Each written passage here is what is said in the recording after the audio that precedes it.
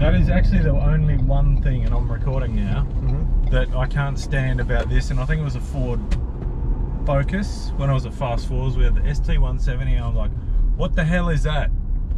What? Turn it on again, the indicator. It's like this ting, ting, ting. It's like something out of a comedy, like out of a cartoon.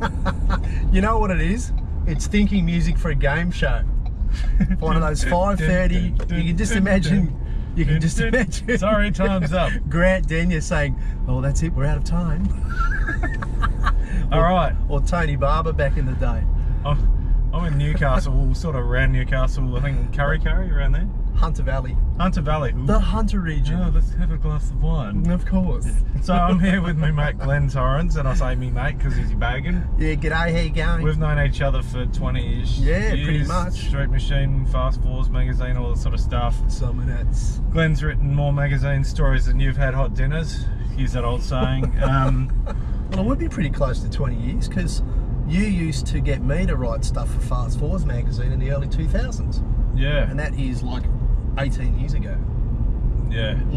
Very long time ago. Yeah. The good old days. And you know, I've got this Ranger Wildtrak. Ford's lent it to me for the week. Very nice car. I've driven a couple before. They're not exactly an uncommon car because they're obviously pretty awesome rig. You know, you see one every 5 seconds on the road. The Wildtrak's kind of it was the be all and end all, and then all of a sudden the Raptor came out, and every man in his gold chains was out to get one. To get a Raptor. Yeah, because they're sick. But they are a really good car. I mean, I was pretty keen to have a spin of one, and hopefully we will soon. So I've driven the Raptor, but the Raptor is, to use, you know, technical terms, it is a different product to this. The Raptor's more of a... it's a fun car, isn't it? Yeah, it's more of a fun car. It's actually got some pretty... substantial suspension and chassis changes compared to this, and this is what you'd call the top of the line family car / tradies car. Yeah. For towing, carrying a load, and day-to-day driving. And it's funny because I got told by a mate of mine who's got a Raptor. He said it's like you take it off road, the faster you drive it, the better it gets. That's absolutely right. It is. So it was pretty cool. I mean, and you know, we were talking about dual cab utes before. There's a brand new Hilux over there. It's like the market for dual cab utes now is just mental. Like there's so many of them. As we're going to Glenn's Forest, I don't know if we're going to come out alive out of this joint, but no, the market for dual cab utes. I feel, mate, I'm coming out by myself. Do you know that joke? No. Oh, okay, all right. Some people might. We'll save that one for some pages that you have to search for. Oh, they won't find you. So I'm gonna use this as a bit of a chat about the Ranger. Like the dual cab ute market, it's massive. There's so many choices. It's kind of almost a bit of a preferential thing these days because they're all pretty good, but it all comes down to what you like. But the other thing is I want to just use this as sort of like a mobile Seinfeld spec coffee in cars / podcast / having a chat with your mate. We spoke about this a bit before over at coffee and breakfast. What got you into cars? Me? I don't know, but apparently my mother reckons the very first word I spoke as a child, a little kid, was car. So I've been into cars for a long time. What got me into them, I don't know, but I love them. I restore, obviously I enjoy driving. I've got a few little projects at home that I love playing with when I'm not working. Yeah, cars, pretty big part of my lifestyle. And I guess you're into your early Holdens and stuff like that, or? Yeah, cool. But I guess what's your Holden man? What's your main poison though? Oh look, I'm known for having a couple of Volkswagens. A couple, yep. Well, that depends on who's asking the question. Let's highlight one of them because we could talk for days. But tell us about what you've been doing the last few years. You didn't do it this year, but you got your yellow Beetle. Tell us a bit about the Beetle. Yeah, look, I've done a little bit of motorsport in Volkswagen Beetles, just weekend hill climbs and what have you. But about 7 years ago, I went to an event in South Australia called Australian Speed Week. It's called Land Speed Racing. It's yeah, a bunch of blokes and girls driving their cars, specially prepared cars, of course, across the Salt Lake as fast as they can. It's a little bit like Bonneville in America, which is yeah, an event that a lot of people would recognise. especially from the movie The World's Fastest Indian, starring the movie about the Burt Munro character from a person from New Zealand who went to America and drove his motorbike really fast. So yeah, I'm into that. I'll chime in on that for a second, because I saw Burt Munro's, well, one of his actual bikes in Invercargill in New Zealand. Cool. And it's funny, when you watch the movie, you think Anthony Hopkins has kind of got this weird accent. That's the actor's name. Anthony Hopkins. When you watch the actual documentary that was done about Burt Munro, he did have this weird accent. He didn't sound that didn't sound like a Kiwi. He sort of like, it was a bit Welsh or something, and a bit of a Meg. So I'm not really sure. I mean, he might have been. I'm not sure of his history, so that's bad of me. I guess bad journo. But yeah, and I use the word journo loosely. Thanks, Ian Kelly. Writer. Call yourself a writer. Yes, yeah. I'm just a car dude, really. That's, well, yeah, mate. So am I. Really, I got into writing about cars because I was into cars. A lot of people get into writing about cars because they're journalists. They don't really have a passion for motor vehicles like you and I do. Yeah, well, I mean, you know, and it's funny. What's this? As we come up to a half-naked jogger who's running right up the middle of the road. Oh, that's cool. Lucky this thing's got. Down. Unfortunately, it's a dude. Not that there's anything wrong with that. But yeah, interesting place up here. I think I've been up here on a dirt bike in the past, but yeah. Well, this little dirt road we're on, I've actually used a lot over the years for assessment of four-wheel drives and things like camper trailers. Oh, which is part of what a motoring rider has to do sometimes. And that's my next question to you. So, I know your history, and I use that a lot in this podcast because we're talking to mates a lot of the time. But tell me, pre-magazine stuff, what was Glenn Torrens? I trained as a high school teacher. That was my first career choice. And then I actually wanted to be a police officer, but I got offered a job on car magazines, and I thought I'll give this go for a couple of years. And that was about 25 years ago, and I'm still doing motoring media. So yeah, good fun. And take a stab in the dark, how many magazine stories you reckon you've written? Oh, I don't know. Something made me think about this a few weeks ago. I've got no idea.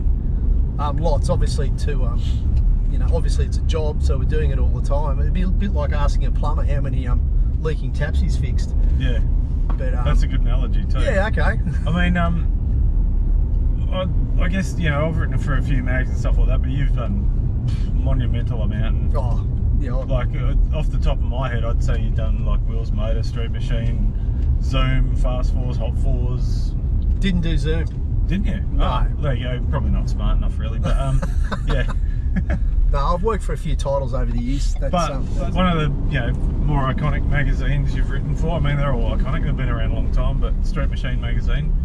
I remember one of my favourite articles you ever wrote, and you probably know what I'm talking about. I don't know. It involved 3 cars and some. Oh, white goodness outfits. gracious me! Yeah. Oh, yes, the Volvo story. I reckon I read that story before I met you. Yeah, that would have been actually one of the very first stories I wrote for Street Machine in the late 90s. I knew of some V8 transplanted Volvos around Sydney and Canberra. So I organised to get 3 of these cars. It was 3, wasn't it? Yeah. I organised to get 3 of these V8 Volvos together. I don't remember the other one, but I remember one had a Chev in it, one had a Ford in it. Yeah, I can't quite. I think there were 2 Chevs and 1 Ford. But I distinctly remember the story name. Race you to the bowling club, and we photographed the cars at, of course, a bowling club on Sydney's North Shore. I can't remember. It might have been Lane Cove or something like that. But yeah, that was. I still have people like you, even some of my friends are like, oh, you did that story on those Volvo V8s, that was really fun. It was only a little 3-page story, but yeah, it seemed to strike a chord with a bunch of car enthusiasts. Yeah, V8 Volvos are a thing. It's just, it's like making the most uncool car cool. Yeah, pretty much. Yeah, even like back then there was like the craze of V8 350 Chev Jags and stuff like that. Yeah, that's right. Yeah, because I mean it was a cheaper, smarter, faster option than fixing a Jag in. Absolutely, and there was a whole bunch of people where I grew up in Sydney that loved putting V8s into Cortinas and into Volvos. There was a guy I'm not quite sure how to pronounce his surname, but Bob Pennell, I think his name was, and he had a name on in the northern suburbs of Sydney of putting V8s into all sorts of things. Of course, this happened all over the country, but living and working in Sydney, it was easy for me to get these Volvos together. Excuse me. And yeah, we had a little fun feature out of it. And none of them were show winners, none of them were Summer Nats contenders, but it was just good grassroots street machine-y fun, and I really like that sort of stuff. So I've got a couple more questions for you then. Yeah. Name me. Am I under arrest? No, not yet. Name me 2 of your most memorable magazine stories you've written. It's probably a tough question, but I'll slightly tweak that question by saying, what's my favourite car? You're probably going to ask me this later. No, that was my next question. Okay, yeah. all right. Look, I really remember Howard Astor's Mustang. Howard built a... the red car? Yeah, the red car. And that thing was just gorgeous. That was a game changer, in my opinion, for our little hobby. It was just so understated, but Absolutely. so incredibly well built in like typical Howard Astor style. Yeah, that's right. That was actually a bit of a change of direction for Howard. 10 years ago? It's 10 years ago, Holy mate. True crap. story. Wow. And we photographed that at Summer Nats in a studio that Street Machine magazine set up. Yep. And I remember Howard, and I've known Howard for quite a while. He was absolutely exhausted because he'd just got this car finished, like as a lot of people do, just the day before Summer Nats, after working his bum off to get this car finished. And not just that story, but the quality of the car, and it was a game changer. It actually it was beautifully detailed, but it was streetable. It wasn't crazy suspension, it wasn't crazy motors. It was kind of like a, I don't know, am I rambling too much here? It was it was like a beautiful luxury car wrapped in a Mustang. I think we might go low range here. Actually, I think we're about to get stuck. It's a little bit wet here, boys and girls. But yeah, that car was just superlative. And he built it for himself, but he has since sold that car. But hey, that's pretty good, isn't it? Well, that's wet, slippery, crappy clay. And we're in a car with effectively street tyres at street pressure. Yeah. Yeah, we are at street pressure. But yeah, okay. Then again, maybe it's not quite as slippery as what I thought.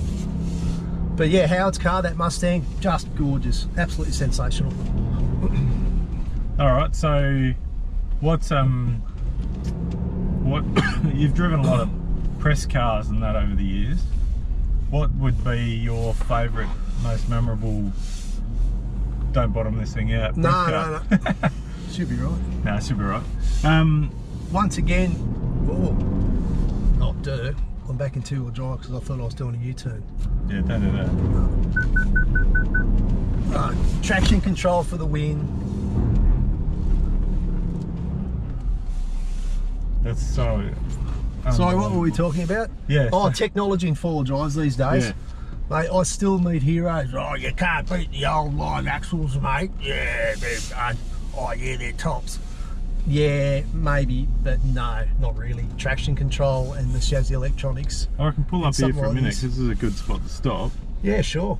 I'm going to get some shots on the outside of this car, but so memorable cars though, like, yeah, you've driven all sorts, everything HSVs, I will never forget how significant the Holden Monaro, when that came out in the early 2000s. My God.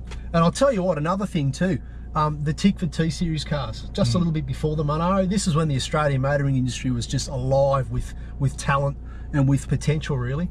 But yeah, the T-Series. I remember driving through, I think, Leichhardt or Glebe in Sydney, and a guy walked across a pedestrian crossing, and he looked at the car, and he obviously knew what it was, and he got down on his hands and knees, and he bowed at this T-Series. And I was just like, oh. And he was just like holding up traffic, and this guy was just like, that's awesome. They were a fairly like neat looking thing, even though they're AUs. I know. Look, a lot of people sledge the AU to this day for being the ugliest Ford ever made. But the T-Series was just the T-Series tweaked in a nice way. Yeah. I know. It didn't have a real lot of change in its styling, but the thing just worked. I still love the style of that T-Series. I'd have one as a collector car right now. But yeah, you mentioned the Monaro though. That was the first year I went to Street Machine, worked for Street Machine at the Summer Nats. Yes. We had the brand new yellow Monaro. Yeah. And like, pardon my French, but people were losing their shit over that car at Summer Nats. Can you imagine that happening now? Down the main drag, and people are like, oh my God, Monaro, was so cool. Absolutely losing their stuff. And I got to drive that car back to Sydney. Yeah. For me, being a little bit of a, you know, more of a, I mean, when I go to Bathurst, I camp under a red flag, but the Monaro was awesome. But I do remember thinking about that era of you know, what we've all been through. Yeah, the T-Series, those T-Series FPV. And you never see them now either. No, well, the good ones are in collections. I know that. I know people that have hoovered a few up because, unfortunately, they don't quite have the same value as an equivalent Holden. But yeah, mate, smart guys have got those tucked away in sheds under blankets. So, but just gorgeous. Those, I was lucky enough to be involved in a few new car comparisons with the T-Series. And even the XR8s of the same era, those AU XR8s, yeah, really, really well developed, very well, I mean, refinement, maybe not, we're not talking about Lexus or Mercedes here, but boy oh boy, for a daily driver muscle car, those things were awesome. No, definitely. Well, I'm going to stop this now, we're going to jump out, have a look at the outside of this car so you can actually see what we're talking about. Press the stop button. Yeah. Because there's officially no key for this car, which keys in my pocket. It spins me out these new cars, but yeah. Not one of my favourite things actually. I'd rather just stick a key in and twist it because it's just because you're getting old, mate. No. There's a few things that can be done better. Just getting old. There's the young man searches around the native scrub, find the native bogan on social media. How you going? Thought I'd come up here and do some skids. What's going on, mate? Where are we? We are in, actually I don't know, it's the Sugarloaf region of the Hunter Valley. It's the top end of the Wadigans State Forest, etc. What have we got here in the background, mate? We've got a Ford Ranger Wildtrak. Lovely, I don't know the name of the colour, but it's a lovely silver. It's got nice little, like charcoal metallic door handles on it. Alloys, all the fruit. It's silver. Is it? No, okay. I don't know. Yeah. Yes. Marketing people will have some awesome name for it, like tungsten or light anthracite or something like that. So what would make you, like, I know you got a Hilux, you've had one for about 1 billion years. What would make you buy a car like this? Oh look, these dual cab utes, just about any of them these days are awesome daily drivers, but the real reason you want to have one of these is to get out here and do this. I love camping. I'm lucky enough to do, I don't know, probably 20 or 30 nights a year in the bush, but yeah, having some sort of four-wheel drive ute to get out and do this is awesome. Love it.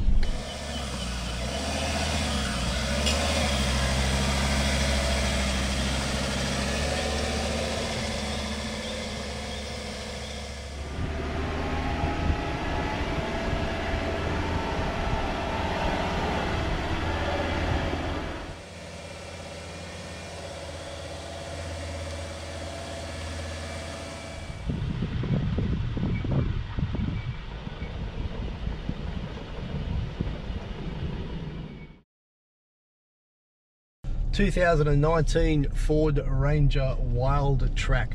This vehicle was actually designed and engineered in Australia by the guys that spent the last 20 years working on Ford Falcons, which is pretty cool. It's 147 kilowatt, 450 Newton meter, 5-cylinder turbo diesel. The Wildtrak's probably pretty much the top of the range for the family car buyer. And these dual cab utes these days are a pretty good choice for a family car. They're comfortable, they're quiet, they're not too bad on fuel. Yes, they are a little bit bigger than some other cars, so they might be a little bit more challenging to park, but really doesn't matter too much. Leather trim in this, quite smooth and quiet. Terrific vehicle to take the kids camping in. 5 seats, good on-road dynamics, part-time four-wheel drive system. So yeah, just twist the knob, bang, it's in four-wheel drive. You got good traction for fire trails and for the bush. Very capable tow car, and that's why you see so many of them with caravans on the back. A lot of the grey nomads are buying these for their lap of Australia. For someone like us, yeah, good tow car for a race car or a smaller camper trailer. But yeah, lots of torque, nearly 500 Newton meters. That's a lot more than the old Australian V8s, for instance, which makes it a very capable tow car. Does it get the Torrens thumbs up? Yeah, these do get the Torrens thumbs up actually, the GT thumbs up. I would have one. I'm not going to say it's the best car for me, but yeah, I certainly wouldn't sook and cross my arms and have a cry if someone said, hey GT, why don't you tow a race car halfway across Australia with a Ford Ranger Wildtrak? That'd be pretty good. Go away. So anyway, that's what I call the non-review of a Ford Ranger / me and a mate catching up / just wasted 5 minutes of your YouTube time. Thanks for watching. We're going back to mess around with another car which is completely different to this, a little bit older. Will I get it in? No, these are just bumps they put in the track to slow people down, like you. Oh. Yeah. Are they supposed to slow us down? Yeah. Oh, right. Yeah. Okay. All right, enough from us. Catch you later.